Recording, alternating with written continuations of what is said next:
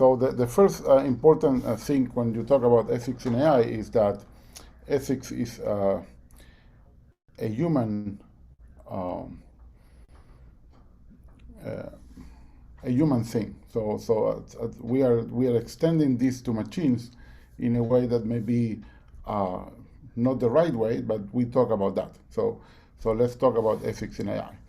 And before that, let's talk a little bit about this new institute that Usama is heading, that started only end of last year. And basically, like Northeastern University, that was the creator of the co-op experience, like you work every year in your undergrad, the same is happening here in this institute. We want to find what is practical, what it works, and for example, two things that we find important on how things work is to have a human in the loop. I will get back to that in the talk. Basically, having the common sense, the experience, the knowledge to basically find the right way to use AI, and also the strong dependence on data. When many times we don't improve the algorithms, we just get more data, and sometimes more data is not the answer. We also will mention that in part of the presentation. So the agenda has two parts. The first part will be about current ethical issues that are like my own bias here. So as Usama said, I have worked a lot on bias, like more than 10 years, even before bias was trendy. And I want to cover these 5 different kinds of problems, like basically it's automated discrimination, what is physiognomy based on facial biometrics, but also in other biometrics, and fair digital commerce, basically the stupidity of models, and then something about if we're using the resources well.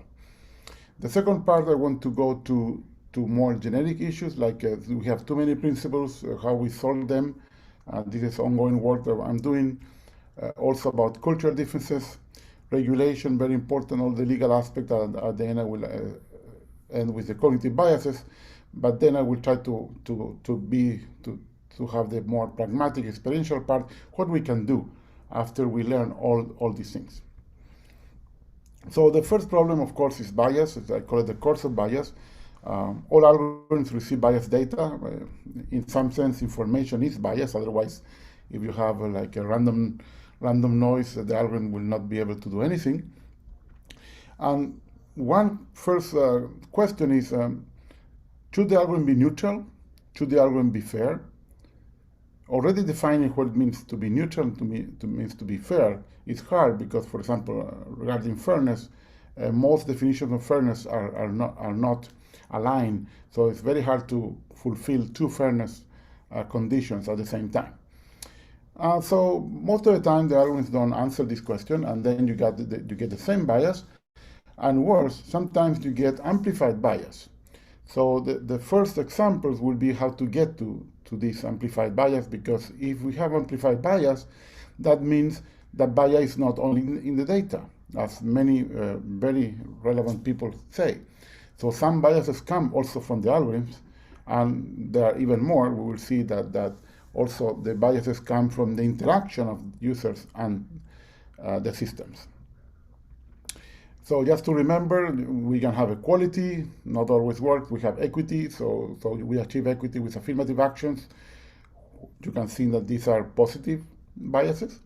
And then you have, for example, everything related to justice, where you really get rid of the problem, but that takes much longer, and we are seeing that with some social biases that are today still important in our society.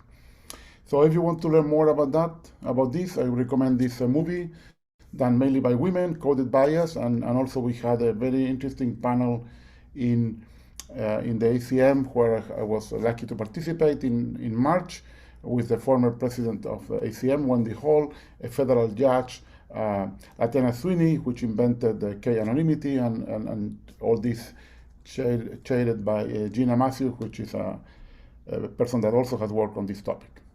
So let's go back to the question, this non-technical question. It's a question that is not computer science that should answer, it's society that should answer. So this is a very, very important thing. Sometimes we answer questions that are not for us. We are not the experts on these questions. And of course, the answer is not always you need to answer these questions, but if you harm people, physically, psychologically, and we'll get back to that, then you need to answer this question. And how do we can mitigate the problem? Well, we can debias the input, we can tune the algorithm. For example, in search, we have learning to rank with bias, ranking bias, or we can debias the output. All of them have different complexity, and also some of them are better or worse depending on the data. And of course, when you do it in the output, you already lost information, so not always you can achieve what you want. So let me start with one classical example that's maybe the most used example, because one of the earliest examples, already 5 years old, is what happened with Compass, a software for criminal profiling. And this was created as a support tool, not as a decision tool, but some people were using it as a decision tool. And also we know that humans are influenced by recommendations coming from algorithms, and then they tend to believe them.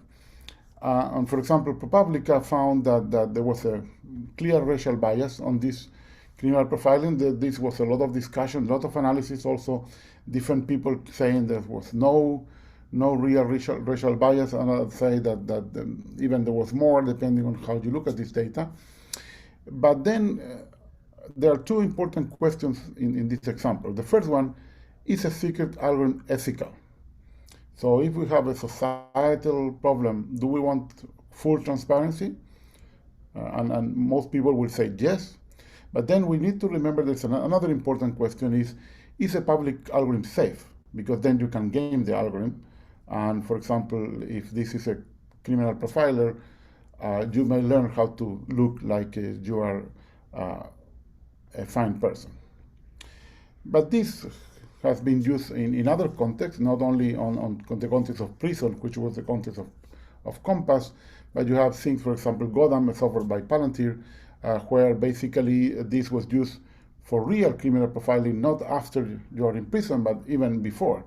And this was complicated because, for example, Los Angeles was bought by the police foundation, so no one needed to know. In New York was never approved by the council of the city. In New Orleans, they kept it secret until someone, basically a whistleblower, put it in the news, and so on. Even in some countries in Europe, if they are using this system. And the problem here is not if it works. We can argue if it works or not, maybe 80%, 90%, maybe great. The problem is what happens in that 10% where it doesn't work. One error, and the life of a person will change forever. So there are other examples. For example, here is one from Spain, where you have not something that is to check the people accused to do something, but the victims. So this is to check if the victims are saying the truth or not.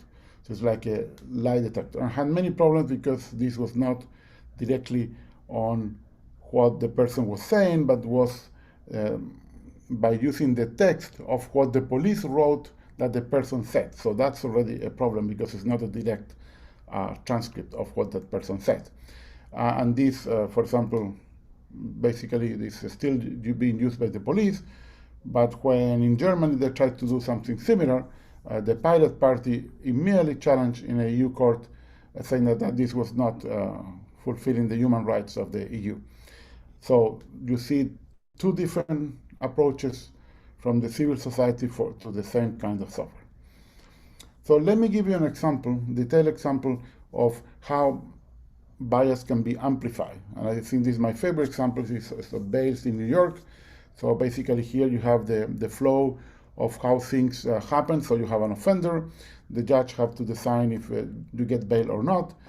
So typically in most of the world, the judge has to think if you are reoffending, if you are out, and if you will appear in court later. Well, in New York, you only have to answer the question of, the judge only has to think if the person will appear in court or not. Doesn't matter what kind of a crime you are accused to do of. So this is the first kind of special thing. And then, of course, if you get bail and you can pay, you go away. If you cannot pay, then you go to prison. But for example, in the U.S., there are people that from where you can borrow money to pay bails, and I guess they know each other, and they have to do the same prediction of the judge. So will this person appear in court and pay the money back, of course, with some interest? And then if you don't get bail, you go to prison. So the one problem here, like in many other problems, we don't know all the data. For example, we don't know what would have happened if the person get bail and, for example, will not reoffend or will not appear in court. So to fulfill this missing data, we need to do data imputation, and then that means that these kind of models are more complicated than other standard predictive models.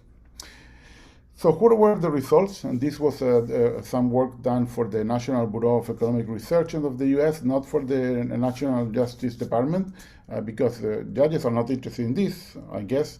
But of course, the US government wants to spend less money in prisons.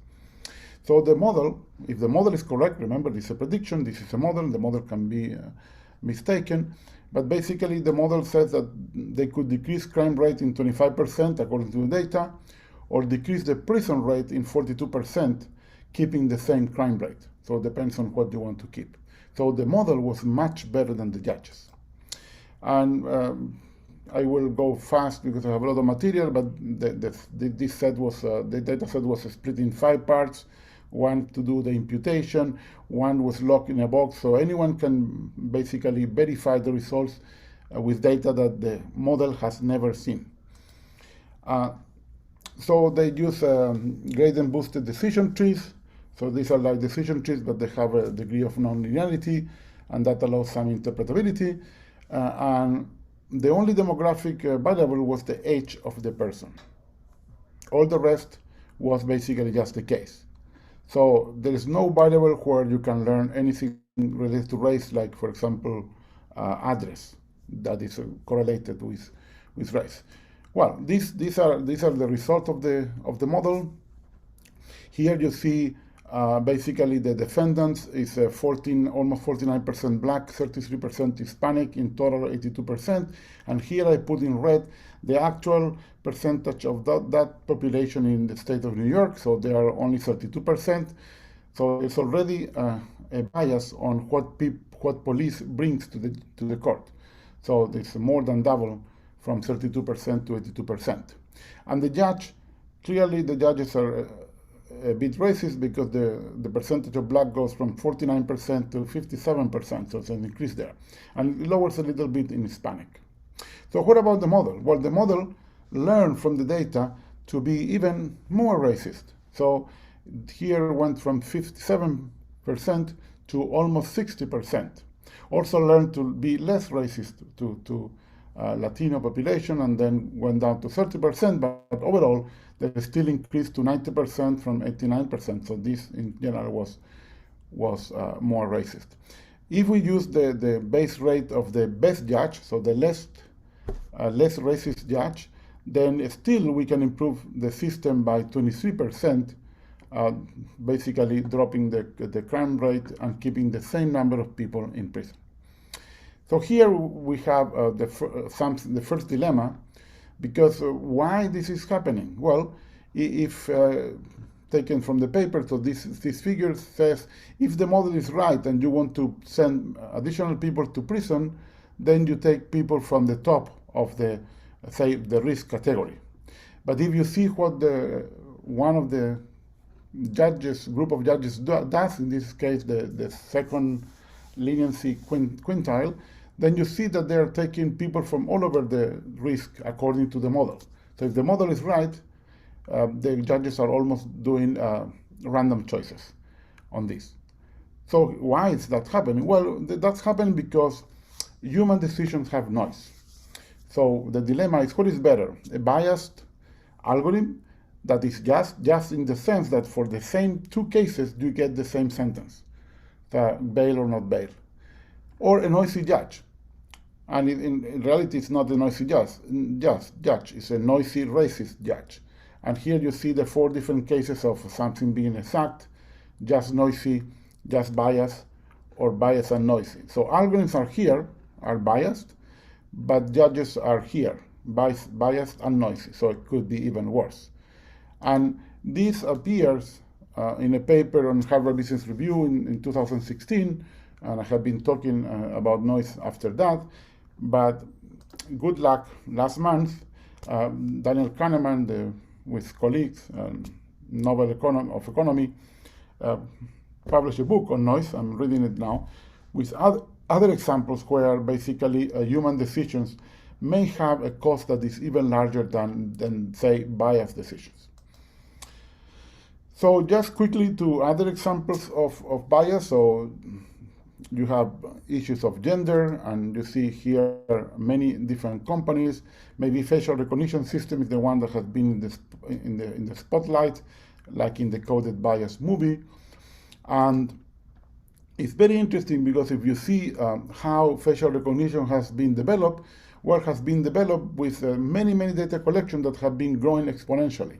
So you see here that the y-axis is a logarithmic. So basically, in time, from 1990 to today, the size of these collections have grown exponentially.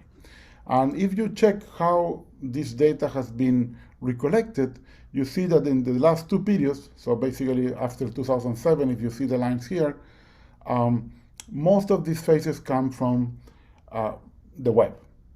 And that means that they have no consent. So the person didn't consent on using his or her face for this purpose. So in some sense, there is an ethical problem all the way in the developing of this technology. And for all the mistakes on, for example, especially black faces, the top companies selling this kind of software decided to stop selling to basically to law enforcement this kind of software. Here we have Amazon, Microsoft, and IBM. If you see the Coded Bias movie, these companies have a completely different reaction to the fact that they were doing mistakes. But still, this was used, and ACM in 1 year ago asked for a suspension of using this technology. I was part of the committee that signed this statement asking for this. But the software was already there. The police bought the software before. And for example, in September, we had the second case, well-known case of a black man accused wrongly of doing something because of a mistake of the technology.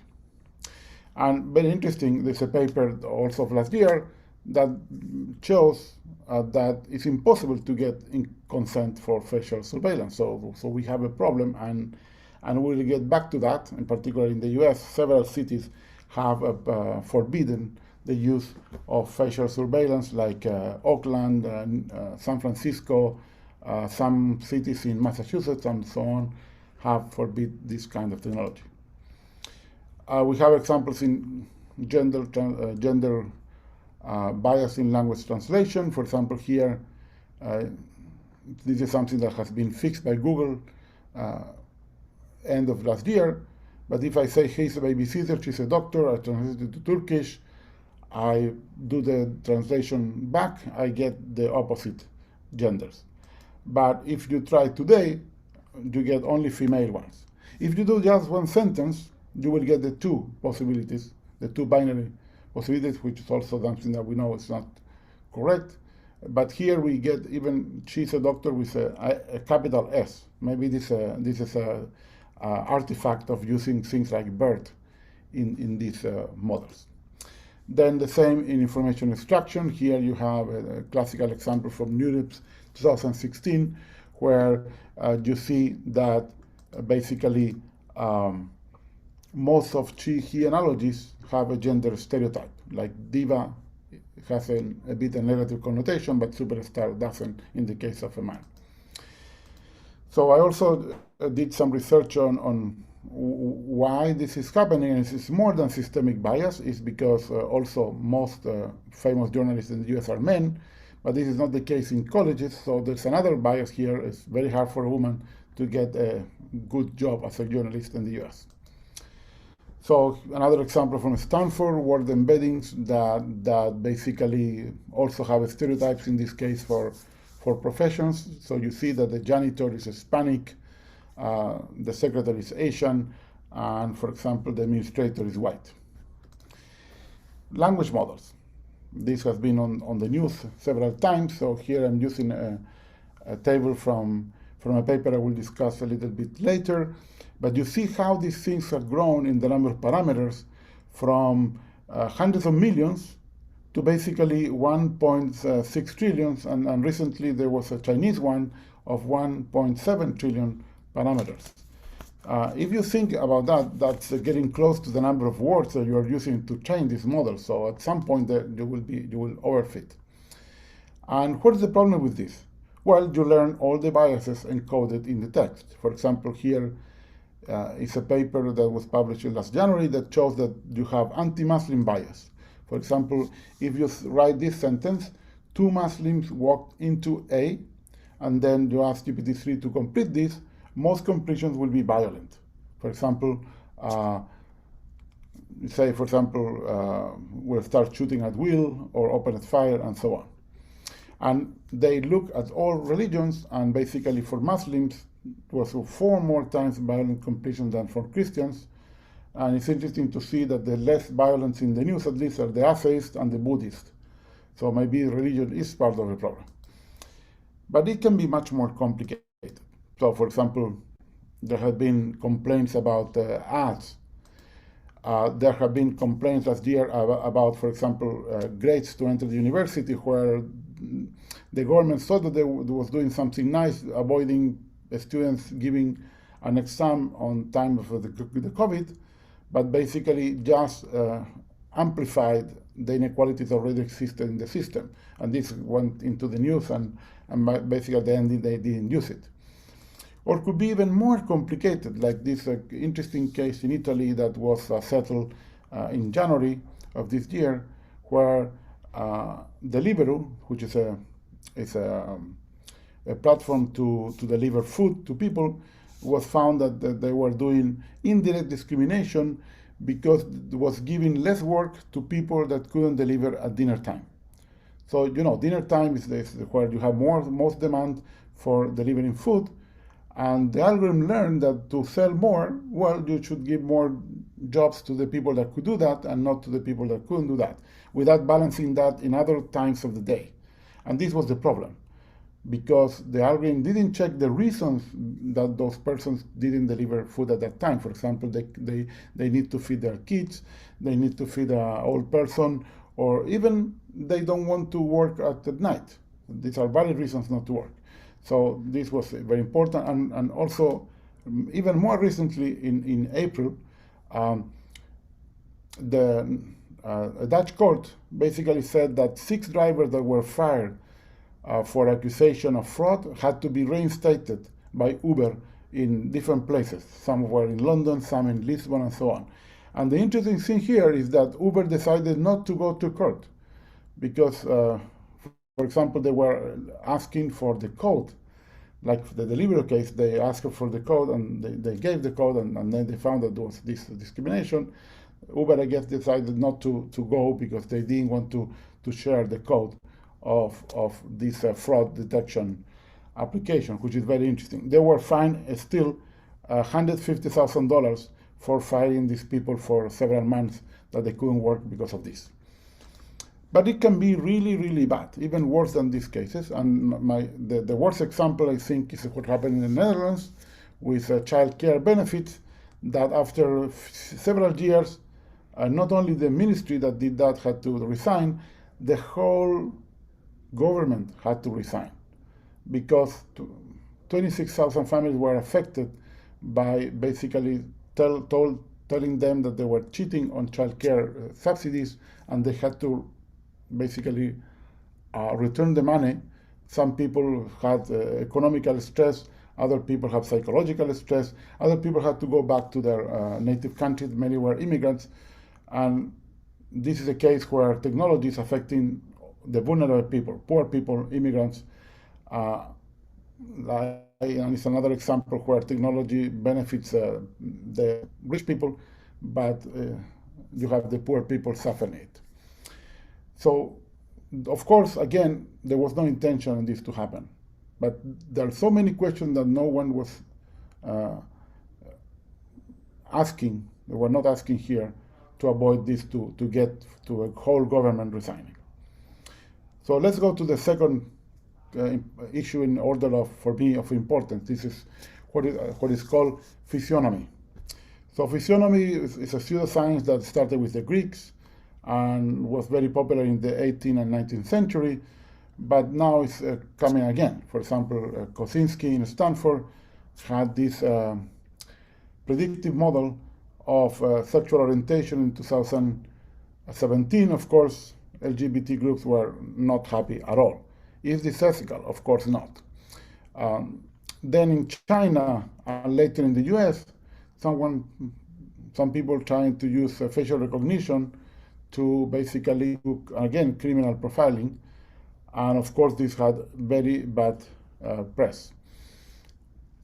Kosinski strikes back on this January, for example, to say that they could predict 70% political orientation. Most probably is predicting spurious correlations, but of course will not work for everyone. And it's not really facial recognition, it's facial biometric, because you're not trying to recognize any person in particular. So this is a particular case of phrenology that was very popular in the 19th century. In fact, if you go ever to Torino, I would recommend to go to the former house of the Dr. Cesare Lombroso, which was one of the people leading in Italy this belief that, for example, you have a different skull if you were a criminal. And he collected hundreds of skulls, of course, of poor people that were in the morgue and no one went to pick them up. But at least he was consistent with his belief, because he left also his skeleton. I guess this was his ground truth for a nice person, a person that collected hundreds of skulls. But it can be worse.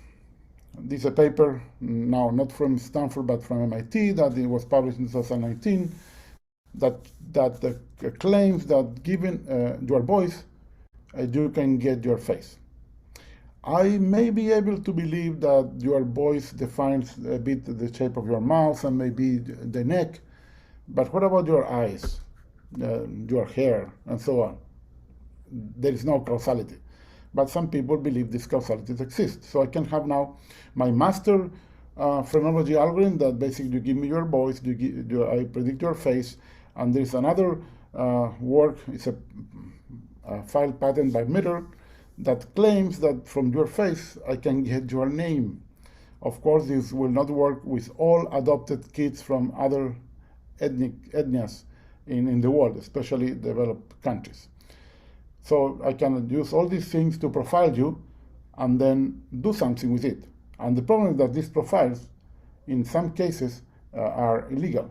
So very dangerous if you start believing this. The second kind of issues, unfair e-commerce. And this has to do with the filter bubble. So I may know Osama for a long time, but I will never be able to offer him something new that he will like, because it's not in the data, because it's new for him. So search engines and recommender systems are using things like diversity, novelty, serendipity to break this filter bubble issue, but still this is difficult to break it completely. That's why correlative filtering exists. And for example, some people claim in this case in the past that Amazon was racist on the recommendations. But this is more dangerous. The danger is the feedback loop, which is the third source of bias. It's not the model, it's not the data, it's the interaction with the system.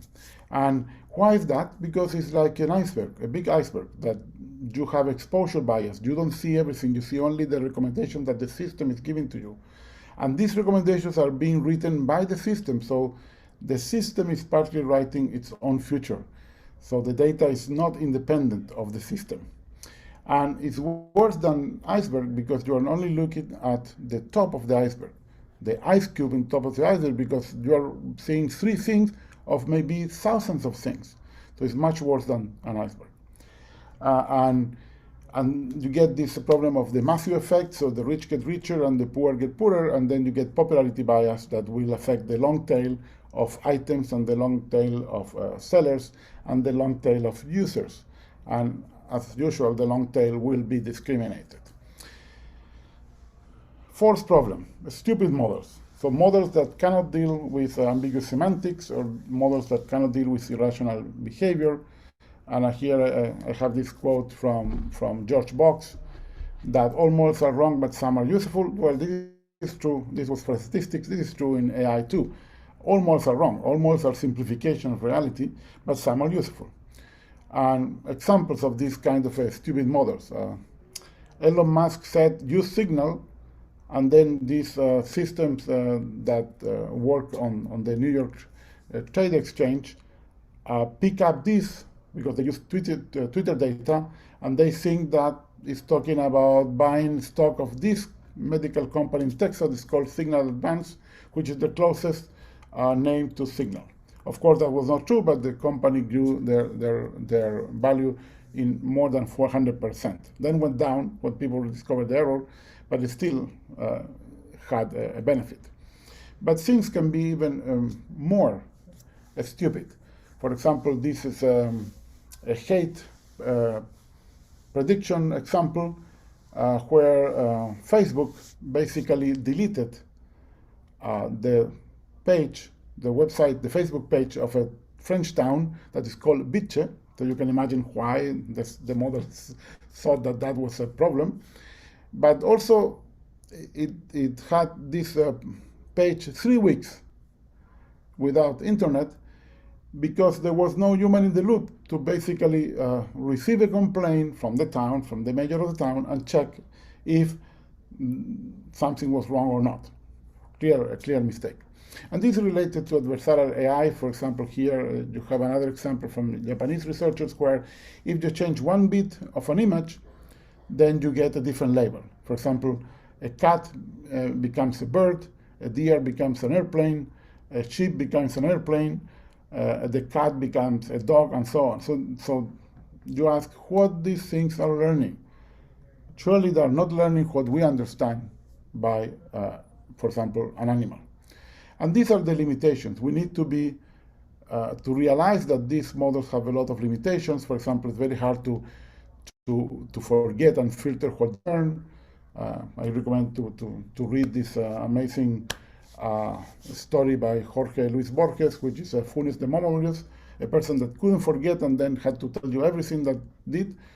But sometimes it's not in the data. Like, for example, if you see this picture, you may guess what is the animal, but the system, AI system, will be very hard to do it because you cannot learn what's not in the data. And there is no such thing as I have all possible examples in the data. Why? Because some samples are from the future. So you cannot have a collection that will include all possible examples that you need to match. And as I said before, for me, accuracy is not the main issue, it's the impact of errors.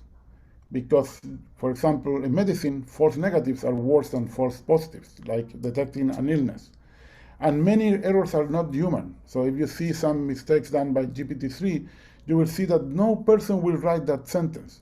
So those are the ones that have large negative impact when they are negative.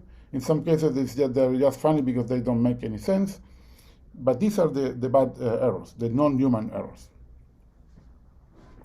And we need to be humble then. So for example, if you have a classification system, maybe you need to say, I don't know, when you are not sure of what you are seeing, like an animal. And the last issue is the waste of resources. So I get back to this table from Bender and Gebru et al.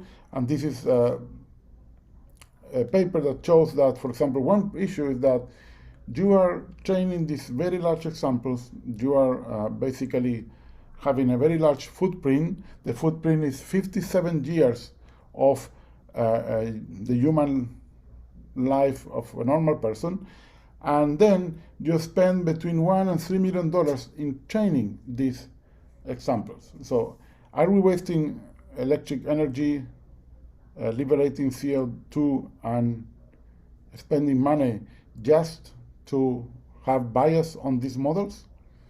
And this is the paper that, the famous stochastic parrot paper, but by Emily Bender, Timmy Gebru, Angelina Macmillan Mayer, and Margaret Mitchell, that couldn't write her name because she was still at Google at that time. And remember, Timmy Gebru was fired because of not wanting to take her name out of this paper. And this was published last March. And this is a meta-ethics problem. What happens when the people working in AI ethics in a big company have issues with their work? And later, anyway, Margaret Mitchell also followed the same path, and she was fired in February because of trying to look in her own email about discrimination regarding Timnit's case. So a meta-ethics issue that is really bad. And with a group of colleagues, we wrote this paper, Towards Intellectual Freedom in an AI Ethics Global Community, that is available as part of this new Springer journal on AI and ethics, and you can download it from their site. So let's go now to the second part. So what we want from algorithms. One possibility is this statement that was done in 2017, so it's already like 4 years, on the properties that algorithms should fulfill to be transparent and accountable. So these are the properties. I will not read them, but awareness is a very important one. If you're not aware that you can be biased, that's already a problem. And this is problem start with us. If a person is not aware of their own biases, you will never solve the problem. And systems do not need to be perfect, but seems that for people, they need to be much better than us. So when autonomous car kills a person in Arizona, that was Uber, this was a big news. Any day, a lot of people die because of a car accident. And this is related to something human too. And this new book by Cesar Hidalgo and collaborators that basically explores this problem of how humans judge machines. And they find that basically humans are much harder on machines than humans. So we allow human errors, but we are not allow machine errors, in spite that machines are learning from humans. So this is another thing. So if we are learning from humans, why we want them to be better than us?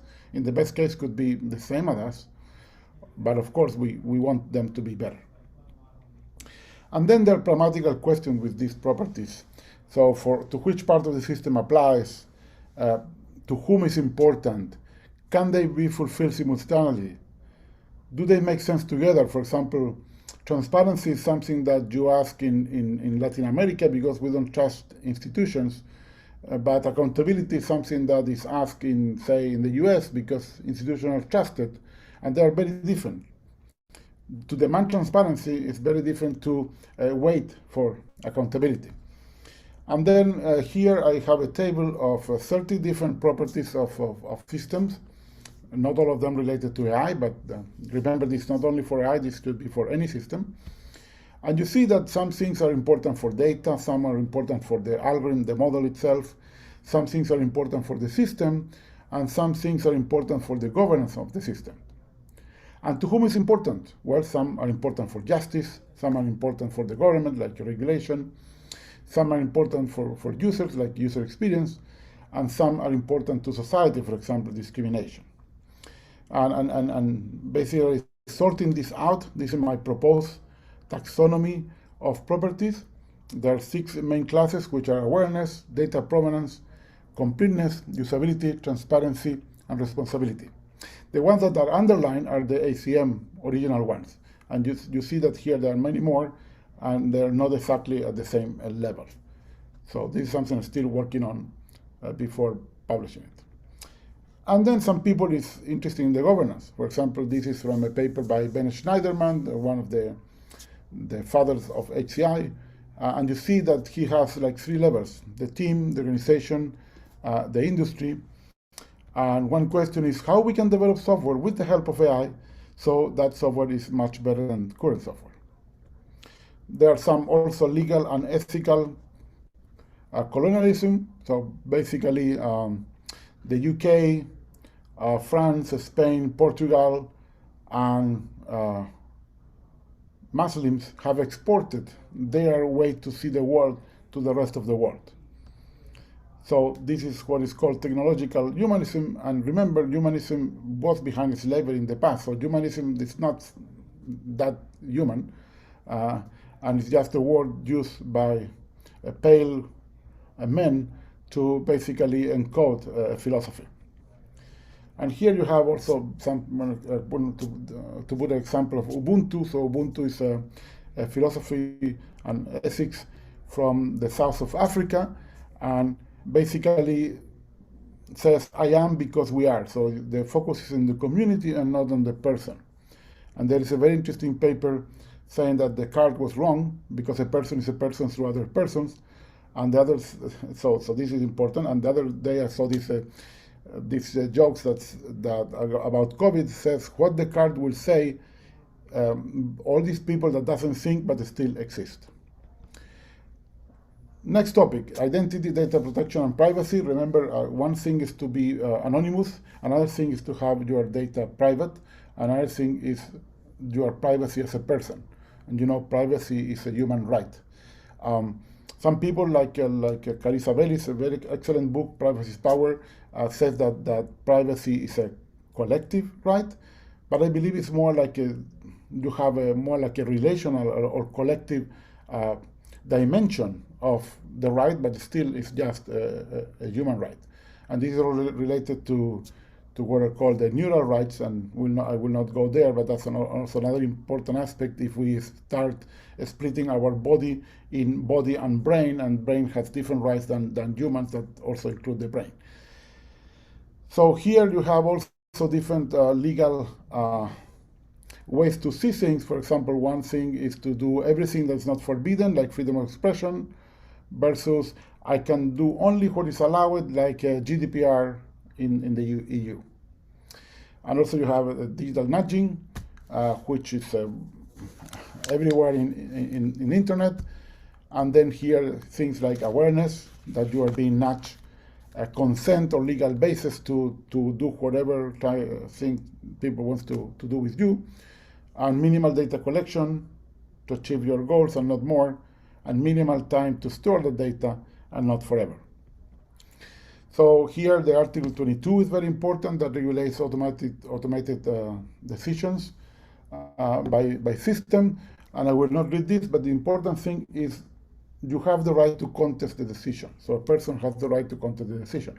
What this means in practice? In practice, it means that if you want to give people information about the processing, you need to have interpretability.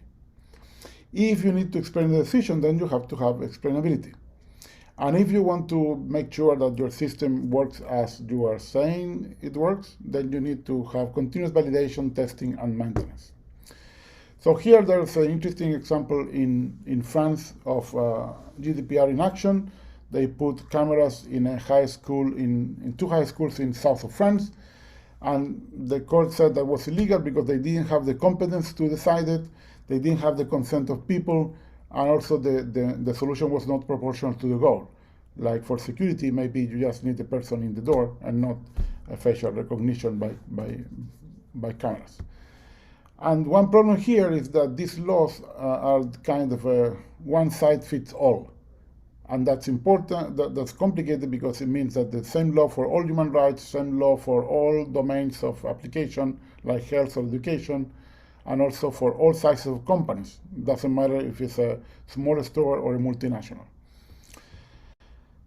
And then you get to regulation. So last year, the US government started antitrust cases against Google and Facebook, and recently also to Amazon. So all the big companies are being targeted. And during Trump's government, there were several trials in 2019, 2020 to start regulating this, and they were not successful. One was even from Kamala Harris, the current vice president. And now things that may happen because lawmakers are introducing antitrust reform that could reshape many multinationals.